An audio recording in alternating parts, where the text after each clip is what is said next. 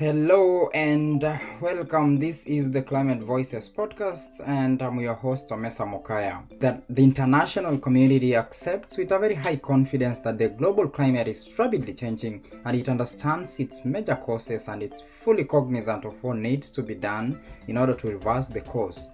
It is beyond my or anyone's understanding what actually justifies the continuous and blatant delay or apathy in acting on the climate emergency with the urgency that it demands. At the recently concluded World Summit on Climate, that is commonly referred to as COP27, that was held in Sharm El Sheik in Egypt, the world congregated for the 28th time to hold discussions and negotiations about addressing the climate crisis. One critical question that you might want to ask yourself, however, is, was this conference really a success, or was it another political gathering for people all over to meet and mingle and go back to maintaining their status quo?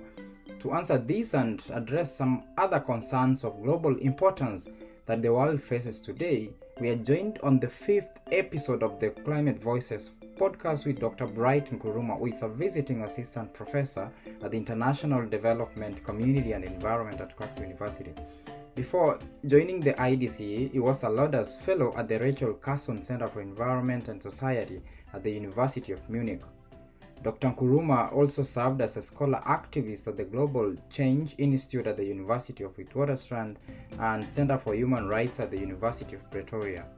In November 2022, he was sworn in as a member of the board of directors of the African Studies Association. With over 18,000 members across 6 continents, Dr. Nkrumah will be representing the interests of emerging scholars on the board. He has taught and published extensively on climate change, environmental movements, food insecurity, political contestation, minority rights, and democratization. He is the author of Seeking the Right to Food, Food Activism in South Africa with the 2021 Cambridge University Press. Dr. Nkrumah, welcome to the show. Could you briefly take us through your journey and your involvement in climate action thus far? Thank you so much, Omeza. It's truly really, a very inspiring experience to see how you've managed to put this whole program together. I'm really, really excited because it's not often that you see young African, men and women taking up the fight, to mitigate, or in other words, to sort of draw attention to issues related to climate change. And then begging the question as to why should young Africans in the first place be involved or be concerned about climate change. And as many of you know, the IPCC, which is the Intergovernmental Panel on Climate Change, which is a group of scientists within the UN system, their projection is that by 2050, if we do not take immediate steps to limit emissions, then there is going to be massive drought, massive flood, which is going to impact on our access to food, access to water, housing, and ultimately, which generation, which kind of social group is going to be affected. It is young people. So it is very important that young people from the early stage take part or become involved in climate mitigation or climate-related issues. And that's why I'm so proud of Omeza for his amazing work within this arena. Having said that, my involvement within the climate realm spans back to 2017, when I was actually part of an European Union program which was called the FP7, and currently it's now the Horizon 2020. And so we were actually tasked to look at the impact of climate change on indigenous population and local communities within South Africa. So I conducted a survey, and subsequently I got a position at the University of Witwatersrand, to be exact, within the Global Change Institute, where I took up the mantle of training young people or youth to be very active in climate change arena. Subsequently, I had opportunity to also travel to Munich, where I was based at the Rachel Carson Center for Environment and Society, where we groomed young people, of course, also to challenge the system and bring about reform within as to how the global north, to be exact, how Germany can actually limit its emissions, particularly as Germany is known to rely mostly on coal to power its electricity. So a greater number of people, or young people, got so much involved within the climate cluster, and often we're actually mobilized to take to the street to protest and to draw attention to emissions. And at the moment, I'm here at Clark University, where I occasionally speak to the students about climate change, and I'm proud to say that Omeza is one of the vibrant and active students within the class with whom I'm proud to associate with. Thank you. You mentioned very critical issues that I consider very important and close to my heart and very fundamental in the battle against climate change, empowering the young people. What I've seen is an issue of, a case where young people are relegated to activists, that are given activist roles, which I don't think is enough to have the change that we really want to see, because the young people are the people who are threatened the most by the impacts of climate change. So I love that you've worked with the young people in South Africa, and with the just concluded conference of parties, we have seen young people voicing their concerns, coming together in unison and saying enough is enough. We are tired of what the older generation is doing. They are not acting, and they're trying to get their voices heard, but activist roles are not enough to have most of these changes realized. Dr. Bright, do you think this is enough? What is the main cause? What is the major impediment for not having the young people involved in policy discussions? Because that's where the real change happens. The young people are not being involved in policy negotiations and policy discussions. Why is that the case? Is it that they lack the skills that are prerequisite in being involved at that kind of level? Thank you so much once again, Ameza, for this interesting question. And like they say that great minds think alike. Over the weekend, I was at the 63rd annual conference of the African Studies Association, ASA, and I presented a paper on this topic. And I had a professor from Harvard who actually asked a similar question. And the question that he posed was within the same. It ties to what Omeza is asking, and also regarding the relegation of young people within the policy arena. And I've actually reflected on this same question sometime back in 2021, and this led to my publication of a paper called Beyond Tokenism. And the paper actually explored this question. And the quick response to this question was that indeed young people are often given a tokenistic or are not genuinely involved in policy decision making. And I reiterated that if it is young people who are going to bear the impact of climate change in the next 30 years to come, then ultimately they have the legal right to be consulted or to be involved in terms of framing decisions that is going to impact on their lives. Because you cannot decide how somebody is going to be impacted without genuinely involving the person.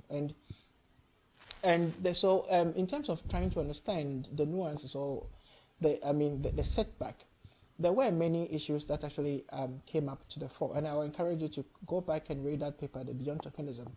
And some of the issues that I actually discovered within the paper was that, first of all, there are some young people who are sometimes, and I'm using the word carefully, sometimes invited to participate in policy decision. However, it will interest you to know that some of these young people are actually handpicked by the Department of, in most cases, by the Department of Environment, more often by the minister herself or himself, or sometimes the young people from very affluent communities or families with ties to the regime. So in most cases, it is not really the young people. The question is as to those who are really impacted, who are often invited to speak about their situation. And even in cases where these young people are handpicked, they are often coached, they are trained, they are taught, they are given handout as to what to speak at this conference or at these meetings. So they not often come to the table with genuine intention or with genuine commitment to speak about the issue on the table. They just come there to simply affirm or to simply raise their hands to support the motion being passed. And that's worrying. And perhaps there is a need for us to look for a solution to to turn this tide around. Otherwise, it will continue to be a system. But the question is, how do you shift? How do you shape the system? How do you reform the system? Ultimately, the system that we live in, when I say the system, we are talking about democratic society. In democratic society, you often have very few channels, and mostly it's either you go through the vote or through election, or either you consult, you go through the legal system, which is a court. And these are the two channels that we consider them to be conventional means of change. But the question is how many young people, and when you speak about young people, we are speaking about the youth. And within the UN system, a youth or a young person is somebody between the ages of 15 and 24. So do this population have the legal legs to stand on, to challenge the system, to challenge the government, to overthrow a system? Often it's very difficult. At this point in time, the only remedy, which I've always I stand resolute and I stand committed, is by using unconventional strategies, by mobilizing the young people through collective action. That is what I will actually ascribe to. But of course, there could be legal means which can be explored. There could be the electoral system which can be explored. Perhaps we can look at the feasibility of all these strategies and see how best we can actually integrate young people to fight and to be genuinely involved in this. Beyond Tokenism, it's actually a really interesting paper. I had an opportunity of reading it and encourage everyone to look for it and read. So you say climate change and youth participation are an important clarion call today, and what we are saying is the young people are actually relegated to this tokenistic role. So how do we move beyond this tokenism? How do we make sure that the young people are really making the impact, are really making their voices count? Do you see any role of climate youth movements in this? Because what I've seen in the past again is the young people resorting to climate activism. Do you think climate youth movements play an important role in addressing the climate crisis, or should we continue pushing for the young people being involved in the real policy discussions that they are not involved in at the moment? Thank you so much, Amiza. You always ask very penetrating, very controversial questions. So yes, okay. So speaking about collective action or movement, I think from 2017 till COVID, we saw there was a rising movement of young people, and in most cases, often led by Greta Thunberg or Vanessa Niketa from Uganda. Yes, and but then sadly, with the onset of COVID, it appears that this movement has somehow dissipated. It appears the young people have lost their momentum, and that is a very sad trajectory. We hope that now that another COVID, the rules have been relaxed, this momentum can be regained. But having said that, within the almost 3 years that we saw the mobilization of young people, there was some kind of government commitment or shift to address climate change. So yes, climate movement has a potential of turning reforming and bringing about a sporadic or rapid shift to carbon footprint. But having said that, there is also a very worrying concern within the movement itself, and that is that in most cases you will notice that the rank and file of this climate movement is often composed of young people from affluent communities or from affluent backgrounds. We do not see the young people from the marginalized, vulnerable communities. For instance, in the case of South Africa, we speak of Soweto, we speak of Alexandria, we speak of Soshanguve, we speak of Guyana. You do not see these young people participating in climate movement or participating in mobilization. And I believe if you look around you, wherever you stay in your communities, you will see that those from very poor communities often do not participate when it comes to climate mobilization. And the question is why? Why are they relegated, or it is just nonchalant, or it's just that they are simply not concerned about climate change? And perhaps one can just simply make allusion to certain observations. And the first one is that the young people within these poor communities are often more concerned about social economic issues. And when I say that, it means that they are more concerned about their immediate pressing issues. For instance, a young person within the community of Soweto or within the community of Guguletu is more concerned about the food that I can get now. Where am I going to get my next pump? Where am I going to get my next electricity because I can't afford? Where am I going to get my next medication because I'm not feeling well? How will I get access to school because I cannot even pay for my tuition fees at the university? So within this context, issues related to climate change or environment, which one can somehow place as a third generation right, because ultimately you have first generation right being civil and political right, second generation being socio-economic, and third generation right being environmental. Issues related to environment often do not come as pressing to them as what they have to get now. The second challenge, which I can argue is not so, it does not really entice young people to participate in climate movement, is that climate change itself is not visible. It's difficult for one to commit to a cause when one cannot see that this violation is occurring. If you ask in 2019, we conducted a survey in Johannesburg, and about almost 50% of the young people who claim that they do not know about climate change or they are not so much aware of climate change, is that the argument was that they have not seen climate change.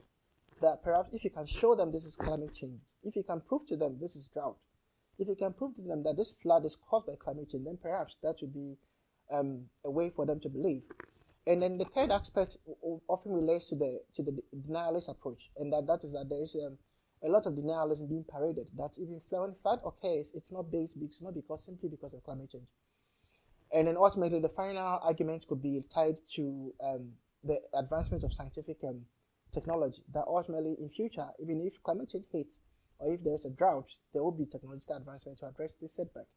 So these are some of the issues that we as activists or we as policymakers ought to perhaps shift our attention to and try to use them as a launching bag or as a launching pad or as an incentive to be able to really articulate among the impoverished communities for them to truly understand that in the years to come, if they do not participate or if they do not get involved now, they will be the hardest hit by the impact of climate change. So we ought to be able to mobilize resources towards this direction. I pick a lot of things from what you're saying.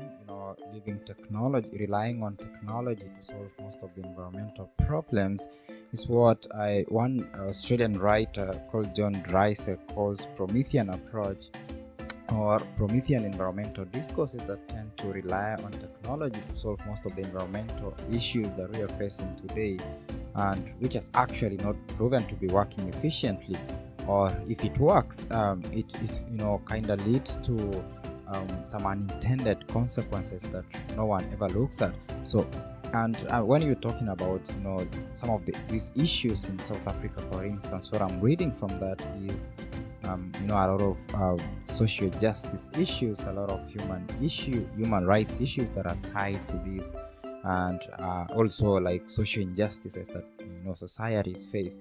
When you again tie these to what is happening not just within the youth demographic and try to look at it globally, is communities, for example, from the global south, whose carbon footprint is kind of negligible, and they have contributed the least to causing the impact of climate change, but they're the people who are facing the most consequences.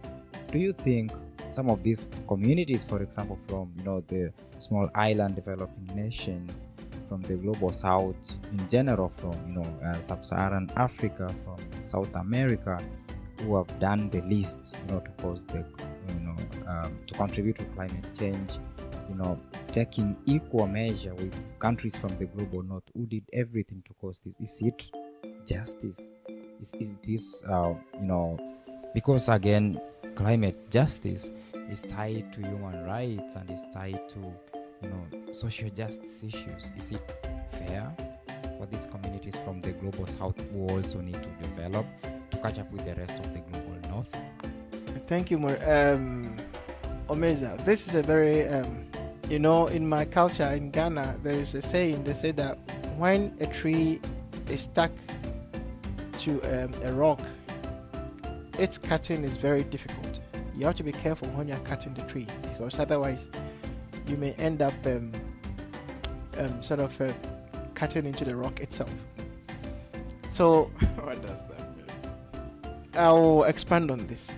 So we when I say we're speaking of those in the global south, and by extension, or remain particularly those in Africa, Asia, South America, and often the ones in the global south are the least developed and the least emitters of emissions. But and ultimately the ones in the north are the highest emitters and advanced countries. But the question that you're asking, a very difficult question in terms of, should we adopt similar measures in terms of mitigation, or one ought to be given some form of allowance to emit the equal amount which their peers in the north are emitting. I will adopt a very moderate approach to this response, and I say this with caution simply because of course the general argument will be that within the realm of due diligence, or within the realm of proportionality, it will be legitimate, or it will be prudent, or it will fall within the logic of within a reasonable allowance for those in the south to continue emitting, because they have not absorbed, or they have not utilized their portion. So because for instance, the world, as you know, the atmosphere is like a cake, where we split into different parts. So if the ones in the north have taken more than their share, then perhaps we need to recoup it. We need to take back our share. But I wouldn't advise within this direction. What I'm sorry to interrupt. I mean, I know, like, according to the UN special procedures of the human rights, the right to develop is one of the rights for everyone. It doesn't exclusively cut out on some of the regions to develop. I mean, is it possible to have this transition that we're talking about in addressing climate change without necessarily having these people in the global south to have to develop, to lift themselves out of poverty? And what we have seen from the past is that development is totally linked to consumption of fossil fuels, for instance, and the rest of the global north actually used that to develop, but for the global south who haven't used, actually their global carbon footprint is very minimal compared to the rest of the global north. So how do we make sure that the global south gets the justice they need in terms of lifting themselves out of poverty and having the right to quality life while at the same time addressing climate change? Thank you so much, Omeza. I do understand your sentiment and I share your frustration. But having said that, the concept of development in itself is well captured by Article 25 of the African Charter on Human and People's Rights. And it actually imposes an obligation on all African countries. And I presume the Asians and South Americans might also have similar human rights instrument. And within the African Charter, within the African context, the Article 25 imposes an obligation on African states to ensure that their citizens enjoy the full enjoyment of the right to development. And when you speak of development, it has a very broad scope. It means having access to quality water, having access to adequate food, hospital, good roads, housing. So it has a very broad, comprehensive, definition. But you made reference to development within the global north, and I believe, in your eyes, if we should adopt a very narrow, definition, perhaps it might mean industrialization. And but the question we ought to ask ourselves is that within the industrial, within the system of the Industrial Revolution, which dates back to the 17th century, there was, of course, the massive amount of coal and related fossil fuels, which has resulted in the current state of climate change. And we've actually seen that the impacts in recent times resulted in a massive flood in South Africa, to be exact, in KwaZulu-Natal, where more than 200 people lost their lives. So Yes, of course. We should be able to use some form and to some extent amount of coal to power or to enable us to industrialize. But can one industrialize without using coal? Can one industrialize without using excessive amount of fossil fuels? I believe in our traditional system, and I believe in indigenous knowledge. We have many ways or means of industrializing. What do you mean by industrialization? And I believe within the African countries, industrialization does not simply mean the production of massive cars or tanks. No, we have been developing since antiquity. Our grandfathers have different ways of assisting us, of enabling us to be able to tap into our own resources to provide the schools, to provide our informal system of education, to provide us with hospital. In the hospital those days was the use of herbs. To that extent, I will not advocate for us looking for means of expanding on the use of fossil fuel, because that is not how we lived hundreds and thousands of years ago. We lived as very simple, modest, people, and perhaps we should go back to our traditional way of living, which I presume and I believe is not over-reliance on fossil fuels. Thank you. Yeah, thank you so much. That's a very strong message that you're putting across in terms of the countries trying to lift themselves out of poverty without necessarily using the path that was used by the other countries that are already developed. So with the climate negotiations that have recently been concluded in the COP27 in Egypt, the global north, as we say, had an obligation of helping these countries in the global south to lift themselves out of the impacts they are facing for the climate change that they did little in contributing to. So you've seen the African delegations speak strongly in the past and during the conference about the establishment of the loss and damage fund to help them adapt to the impacts of climate change. So do you think the COP was a success to that effect? Thank you, Omeza. You are, as always, you are one of the most brilliant and insightful students that I've actually encountered. So thank you for that question.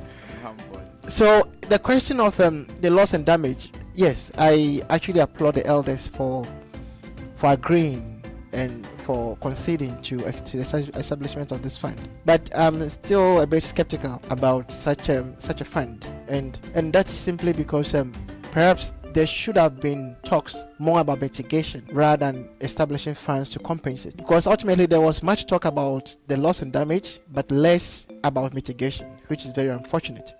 And I think that's the one major setback to this conference. So in my eyes, the conference was another talk shop without any concrete, means or measure as to how to mitigate. So that is my major disappointment when it comes to the COP. And of course, it is to be expected, because as always, Africans, we are always the weaklings when it comes to this negotiation. Our points are not taken seriously. And the question is why is it so? I will not blame the global north for taking this position. I think as Africans we brought this upon ourselves. If you look within, if you scan the landscape of Africa, which kind of leaders do we have on the continent? If you look back in the 1950s and 1960s, the kind of leaders that Africa had. If you look within heroes such as Jomo Kenyatta, if you look at heroes such as Kwame Nkrumah, if you look at heroes such as Nnamdi Azikiwe, if you look at heroes such as Selassie of Ethiopia, if you look at heroes that we've had in the past, and if you compare them to what we have now, I'm sorry to say we do have puppets who are only there to do the bidding of their masters in the global north, and therefore they only go there. And then that is why I'm skeptical about this loss and damage fund, because in the end the money will come in and it will only be shipped back to Swiss bank account to be stored for the retirement of these leaders. So I'm not truly convinced that this loss and damage fund is going to trickle down to the ordinary person on the ground who is actually going to be impacted by the emissions in the north. So funding is actually, to me, is an insult to the ordinary person who is going to bear the brunt or the impact of climate change. And I think so. To that end, I think the COP in itself was a failure, nothing more. Yeah. So what I'm taking from that is these conferences are just like political meetings where people are meeting and discussing, but nothing really concrete comes out of it. I share your sentiments about the African leaders. we actually from the conference of parties, we see African delegations making like part of the largest delegations to the most of these conferences, but without necessarily bringing adding value to the discussions or the negotiations that are happening. And it takes me back to the point that you mentioned about tokenistic roles assigned to the young people.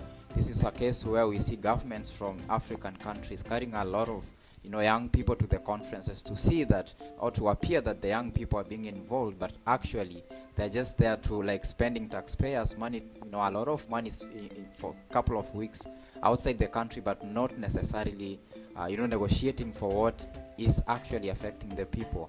So what I'm actually picking again is that even if the fund is established but without proper mechanisms to ensure that it actually goes where it's supposed to be, then it's not fit for purpose. It's not going to meet what it's actually meant to do in terms of addressing the people's vulnerabilities. And one thing I also want to talk about, how addressing climate change might lead to other unintended consequences. For example, you talked about technology. The Global North, for example, is talking about things like carbon capture and storage, trying to reduce, to cut emissions on carbon. Do you think technology might lead to some unintended consequences on especially communities that are not looked at the moment? Thank you so much, Omeza. Because we have, for example, like frameworks like the United Nations Framework Convention on Climate Change, Clean Development Mechanism, and the RED Plus projects, which are usually like implemented at the grassroots levels. For example, in the Global South, reduction of forest emissions from deforestation and forest degradation. Do you think some of those projects might lead to some unintended consequences? For example, you talked about something about the right to food. I believe through the RED Plus, we have seen aspects of people growing food. People are struggling to address food insecurity, but through the use of biofuels, for example, you see where crops are being grown for biofuels, and it's competing for production of food for feeding the people, as opposed to production of crops for producing biofuels. So are those some of the unintended consequences that you see might come out of this? Thank you so much once again, Omeza. So the question is, we have the UN Framework Convention, as you mentioned. You have the RED, we have the Paris Agreement, you have the Kyoto Protocol, we have, and the list goes on and on and on and on and on. And I can tell you this: if truly the ones who are emitting had the political commitment to emit, there will be no need for a chain of legislations. You only adopt numerous legislations when you are confused, when you don't really know what you're about, or when you don't truly know you don't want to stop emitting. Then you are bound to adopt a lot of laws. And if you go through all these documents, they all speak the same language. It's just a matter of political will. And I remember there was a time back when I was just a master's student, and I presented at a conference. And one professor, I remember him very well. He was there, and then he asked me. I mentioned the issue of political will. He said, "Bright, every conference, all that I go, all that I hear is political will. What is this animal called political will? It is a lack of an unwillingness by policymakers within these institutions to be able to limit or to diversify from their conventional source of energy." So then I ask you again, why is it so difficult for countries in the global north just to simply diversify from their conventional sources of energy? They have developed the technology. They understand that there is different sources of renewables. There is wind, which is blowing freely. There is sun. And these are simple technologies. One can be able to tap these energies and use them without using coal. And as you realize in the recent past, after Russia's invasion of Ukraine, countries in the north are actually, instead of shifting from the dependency on oil to other renewables, are actually looking for new lands to explore. Germany, of course, hit Senegal. France, UK has actually taken a swing at Saudi Arabia. So all these countries are looking for new means of tapping into what is known as a harmful source of energy, without making or limit, with less effort towards considering renewables. So all these big terms such as biofuel, such as carbon capture, such as these big jargons, when I throw it at my grandmother, she will ask me, what does this mean? What is this? To the ordinary person on the street who has not been to the university, What will this word mean to such a person? I think we only come up with all these technological, a cliche to confuse and to frustrate the weaker countries. I think the burden falls on these global north countries, or countries in the global north, for them to simply diversify from the conventional source of energy, which is coal and oil. And I presume with these, if they are able to diversify, if they are able to shift to a much more renewable source of livelihood, of sustenance, then the impact will not be so heavy, will not be heavily felt by those in the south, particularly the ones in the village. As we speak, part of Sudan is actually experiencing drought. Cattle are dying on the field. The seeds, maize, the seeds are not germinating. So what is going to happen to the poor farmer? Is the poor farmer going to receive compensation from this loss and damage? Is the poor cattle herder going to receive some form of compensation? Because ultimately, when the river dries up, the cattle will not have anywhere to be able to drink to get water. So when we speak about these, the need for us to be able to address climate change, we shouldn't look always at the bigger picture. We should look at the person on the ground, the most vulnerable person who does not truly benefit from these big jargons being paraded at the COP, but the person who still suffers the impact and is suffering in silence. So I think that to some extent it brings in the question of moral obligation, because at the moment there is nothing like a binding legal instrument which binds countries in the north for them to provide funding for that poor old woman in the village who is growing tomatoes. No, but if we can actually invoke a moral obligation, some sort of a moral sympathy for those in the north to be very sympathetic to the poor individual at a grassroots level, perhaps that can be a form of incentive for them to be able to cut back on their emissions. Because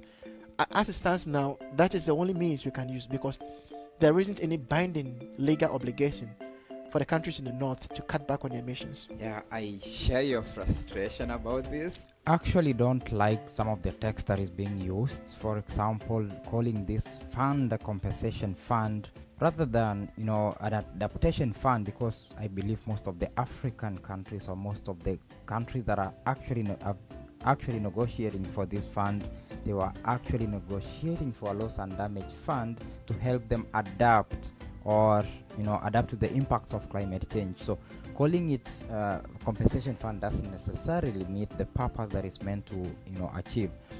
What we have seen again from this conversation is this lack of commitment from the countries which have been involved the most, countries from the global north failing to commit to tackle the impacts of climate change by committing to contributing to this fund. For example, shying away from saying or using the text complete phase out of fossil fuels, or like for example coal power, but instead choosing carefully what's like phase down, such that it allows that window of opportunity for continuous exploration of possible oil and gas fields in Africa, because there's lack of Russian oil with Russia's invasion of Ukraine.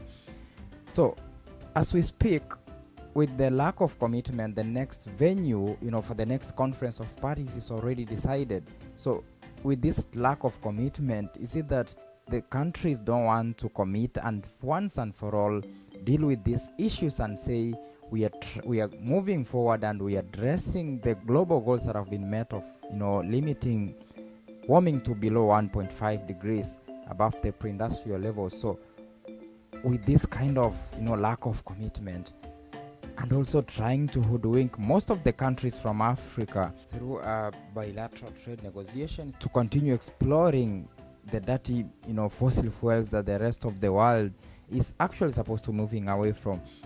This makes the challenge to lift the people out of poverty and to achieve their national development goals without use of fossil fuels a very, very daunting task developing countries to face. What is the future? What are we supposed to do? So you made a very valid point. That is that African, for instance, the weaker countries are still being roped in or reined in to succumb to the whims and caprices of the north. And you rightly mentioned the instance of some countries in the north building stronger ties with some African countries for purposes of continuing dependence or exploring their oil and gas. And as we saw not long ago, that Germany is actually now building stronger ties with Senegal. Yeah. For purposes of actually extracting oil and being used for its indigents. Yep. Some people have actually called some of these approaches as some form of neo-colonialist approaches to. Yes, that is true. And then of course, to buttress that point, even some countries, for instance, with China, buying large plots of land in Africa for purposes of biofuels, where some maize and other crops, sorghums are planted and shipped back to be used for the generation of energy sources. Whereas you'll find some villages around the neighborhood who are starving and even do not have access to food. But the question is that, should we blame the countries in the north or should we blame China? The countries in the north will not have access to our oil as Africans if we do not allow them, if we do not permit them. China will not come and take our land through the use of force if we do not succumb, if we do not invite them, if we do not enter into treaties with them. So we have actually opened our doors and embraced them and hugged them. We've, in some instances, even I can tell you that even when it comes to the land allocation, some countries, for instance, in Ethiopia, and even you go to Equatorial Guinea, a plot of land, often 1 hectare of land is actually allocated to China for a price of $1 for 99 years. That is the lease. So a whole hectare is actually allocated to a country for 99 years and for a price of $1 per year. Now you should ask yourself, if you as a local indigent in Equatorial Guinea, you want a plot of land, a hectare of land, how much will the government sell it to you? And even in some countries, in our African countries, what they do is that they have actually created a database of fertile lands on our continent where it is actually being displayed on our government website and inviting investors. These are fertile lands, come and take them. And also they also attach a caveat, and that is that when you come, we will ensure that you and your citizens have easy access. We fast track your visa applications. You will ensure that you're able to ship your profit without taxes, and all in the name of inviting investors. So this new form of new colonialism, or some call new imperialist regime, will not happen if we do not invite the colonialists back into our realm. So if we are suffering, if in my country they say, if there is something biting you, you should look within your attire. It is within your attire. We are actually causing our own mayhem or our own struggles. So when you say we, is it based on the policies that we have, or is it on our leaders? Of course, you cannot have policies without the policy framers or the policy makers. And who are the framers of our policies? Who are the leaders? It's our MPs, it's our executives. They sit and they draft these legislations. So there comes a time where the citizens ought to say enough is enough and should be able to rise up and mobilize. As we speak, for instance, in Ghana, you may go and buy a 2 kilogram of rice for $50 today. You go tomorrow, that price is $100, double the price. And sadly, we often say that as Africans, we are non-militant, we are conformist, and that ought to change. There should become a time where we should see a revolution, we should see a reawakening of the citizens for them to be able to take up the reins of power and be able to say enough is enough to our corrupt leaders. Because without that, then this talks about climate change, this continual talks about COP. I see, to me, it's a group of well-known individuals who come together just to drink coffee and party and go back home without any concrete measures being taken. So if we truly are serious about addressing climate change, then we, as for instance, number one, as Africans, we should be able to stand on our feet and perhaps refuse to sell fossil fuels to countries which are going to use them, and ultimately we are going to suffer the impact.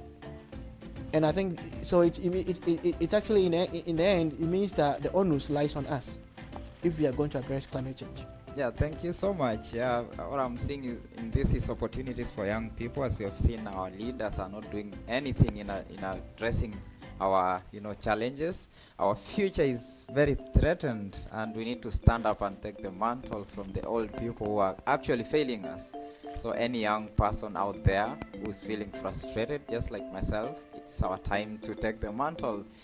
And we are not going to be taking tokenistic roles that Dr. Nkrumah talks about. We are going to snatch it from the older generation. If they are not giving us, we are taking it. We are creating our own space, and we are taking the space. So it's a call to action for young people to step up, and in whichever way you can, let's step up and let's make the change that we need to see. Yeah, Dr. Bright, do you have any call to action that you want to make to the leaders, the policymakers, the young people, whoever you want to speak to out there? Thank you so much, Omeza. So to conclude this discussion, I have to say that it is a very sorry state when one scans the scope of Africa, because although we do have limited resources to adapt to climate change, when it hits us, as we witnessed in South Africa, in KwaZulu-Natal, where 200 people were drowned due to a flood, we are still witnessing a stream of African countries which are now gradually shifting towards the use of coal as their main source of electricity. We can see this pattern growing, particularly in Southern Africa. Many countries in the SADC are now actually trying to replicate what South Africa is doing by building coal power plants as their major source of electricity. I have to say this, that we, in as much as you draw lessons from South Africa to power your electricity, you should also draw lessons from South Africa for how its citizens in KwaZulu-Natal suffered when climate change struck. Please, let's look for much more renewable, cleaner way of powering our electricity. Because in the end, when we are hit by flood, when we are hit by drought, I can promise you, as a leader in Africa, the people will come for your head. And this is actually, this was actually replicated sometime back in 2021, when citizens in South Africa took to the street and looted shopping malls. With such an uprising, if you do not stand your ground, you can be overthrown. And I'm not saying this can happen, or this is a call for action, but there has been a range of coup d'etat which are raging through Africa, and this is just a reflection of bad leadership. I will not call for coup. It is not a civilized way of governance, but where our leaders fail to act, where our leaders fail to protect our interests, then within that context, they have breached our social contract. They have breached the trust that we actually place in them for them to be able to safeguard our interests. And where such a leader is not capable or is unwilling to safeguard our interests, it means that that leader is not worthy of our trust. And to that extent, the citizens will mobilize and ask you to leave office, whether through legitimate means or illegitimate means. Whichever takes precedence, that will be based on your actions. So to the young people, I would advise you that from time to time, try and be active when it comes to climate mobilization, when it comes to climate debate, when it comes to climate negotiations. Even where you are maligned, even where you are actually relegated, find a way to be able to articulate your perspective. You can use social media, you take to the street, you can use placards, you can do sit-ins. Whichever avenue is available to you, try and use it, because in the end, you will be the one to suffer the impact of climate change when it hits, particularly in the years to come. Thank you. Thank you. Very strong message there. Thank you so much for your time. There is need to, rethink and frame climate policy in an intersectional manner, such that, it's centered around equity and justice and job creation. And this is the time for young people to lead that conversation. It's the time for young people to lead that effort. So thank you so much. It's been amazing having you on the show, Dr. Bright. Thank you for your amazing contribution. Yeah. So I encourage you to keep tuning in and subscribe to our channels so that you'll be getting amazing conversations that we'll be having with future guests. such as Dr. Bright. And of course, to mention that the views and opinions expressed in this podcast are those of the speaker and do not necessarily reflect the views or positions of the entities affiliated with. Yeah, so until next time, this is the Climate Voices podcast.